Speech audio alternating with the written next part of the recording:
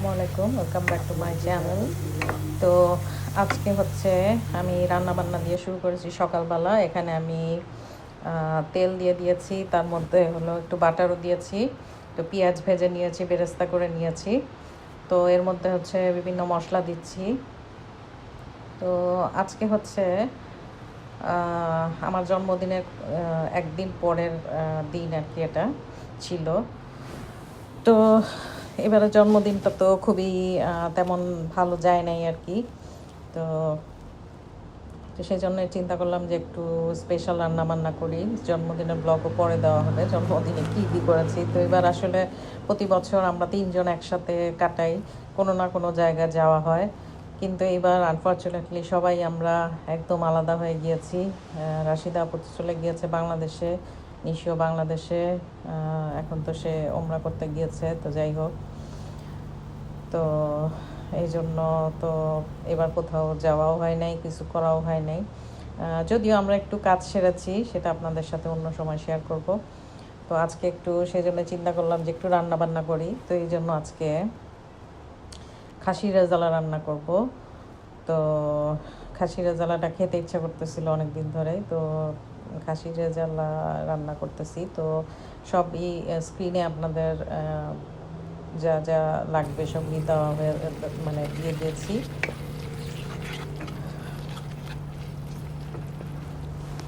তো যাই হোক, এবারে জন্মদিনটা যেভাবে যাবে এটা আমরা কখনোই কল্পনা করি নাই, এভাবে যে আমরা তিনজন মানে তিন দিকে চলে যাব। তো যাই হোক, ইনশাল্লাহ আবার হয়তো সবাই একসাথে হব। আর নিশি চলে আসলে তখন তো একসাথে হবই। তো যাই হোক, আপনারা দেখতে থাকুন কিভাবে রান্না করি। যে ঘরে মাগরিবের নামাজের পরে এই একটি আমল করা হয়, সেই ঘরের প্রতিটি শিশু পর্যন্ত ধনী হয়ে যায়। ইয়া আল্লাহ নামটি পড়ুন। জুমার দিনে দোয়া কবুল হয়। আল্লাহ হাবিব বলেন একটা সময় আছে জুমার দিন দোয়া করলে কবুল করে কে? সময়টা কখন? মুহাদ্দিসিন ইকরাম অনেক ইখতিলাফ করেছে। সবচেয়ে গ্রহণযোগ্য মতামত হচ্ছে আসরের সালাতের পরে। জুমার দিন আসরের সালাতের পরে সূর্য ঢলে পড়ার আগে দোয়া করলে কবুল করবে কে?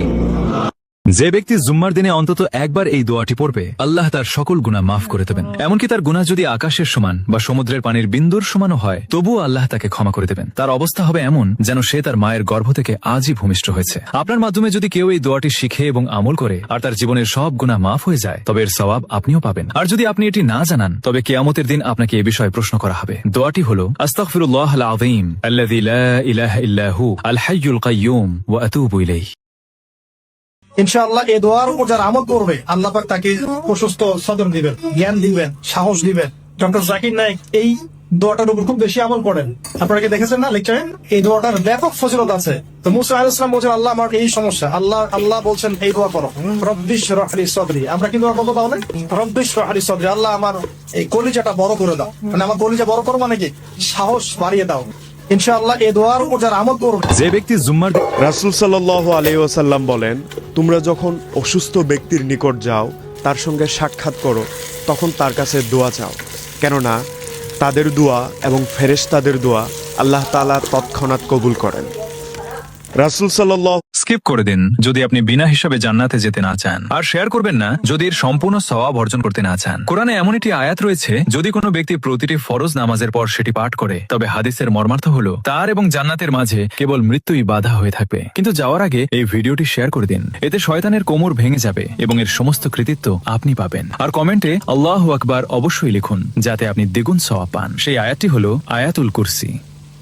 স্কিপ। রাসূল সাল্লাল্লাহু আলাইহি ওয়াসাল্লাম বলেছেন, যে ব্যক্তি গোসলের পানিতে লবণ মিশাবে তার 5টি রোগ ভালো হয়ে যাবে। 1, তার চর্মরোগ ভালো হয়ে যাবে। 2, চুলে খুশকি পড়া বন্ধ হয়ে যাবে। 3, ঘাড়ের ব্যথা ভালো হয়ে যাবে। 4, অ্যালার্জির সমস্যা ভালো হয়ে যাবে। 5, তার ত্বক সুস্থ থাকবে। আর যে ব্যক্তি আমার একটি হাদিস শুনে অন্য আরেকজন মুসলমান ভাইকে জানিয়ে দেবে, আল্লাহ তার চেহারা নুরানির মতো উজ্জ্বল করে দেবেন। ভিডিওটি শেয়ার করে দিন, হতে পারে আপনার মাধ্যমে কেউ। স্বামী স্ত্রী যত সুসম্পর্ক থাকবে, যত মিল মোহাব্বত থাকবে, তারা এই ক্ষেত্রে অনেক বেশি মুত্তাকি এবং আল্লাহ তাআলার প্রিয় মানুষ হতে পারবে।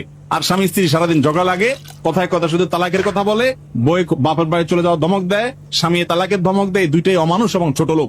যারা ভুল ত্রুটি হবেই, একসাথে থাকতে গেলে স্বামী স্ত্রী অনেক উল্টাপাল্টা হবে, তারপরেও যদি মিলেমিশে থাকে, এই স্বামী স্ত্রী মুত্তাকিদের মধ্যে শামিল হবে যদি অন্যান্য দিকগুলো তাদের ঠিক থাকে।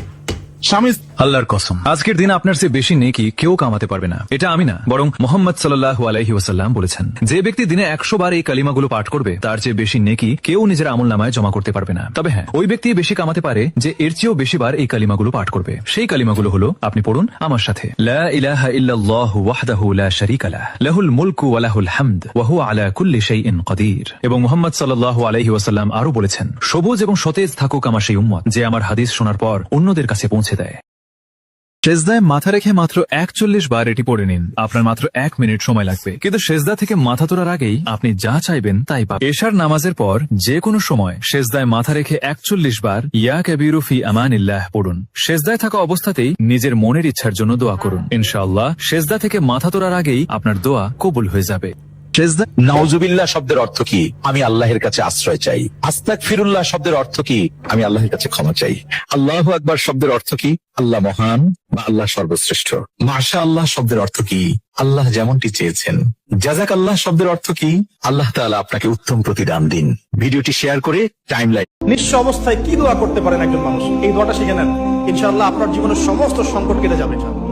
আমি নিজেও দোয়াটা বেশি বেশি করার চেষ্টা করি। দোয়াটা হচ্ছে, রব্বি ইন্নী লিমা আনজালতা ইলাইয়া মিন খায়রিন ফাকির। অর্থ হচ্ছে, হে আল্লাহ, তুমি তোমার পক্ষ থেকে আমার উপরে যে নিয়ামতগুলো দিবে, আমি এর জন্য ফকির হয়ে বসে আছি। নিঃস্ব পুরুষের কাফনে 3টি কাপড় আর নারীর কাফনে 5টি কাপড়। দুটি বেশি কেন?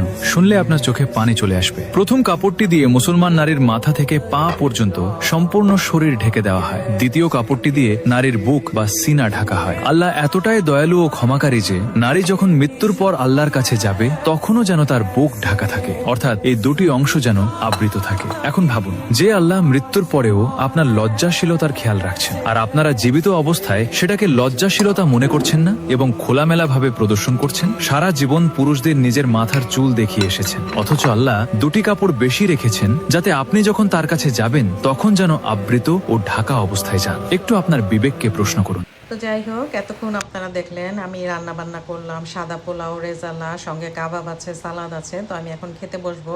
তো পোলাওটা একটু কালারফুল বেশি হয়ে গিয়েছে, কারণ আমি কালারটা একটু মিক্স করে ফেলেছি একটু আগেই। যাই হোক, ব্যাপার না, বাসার মানুষরাই তো খাবে।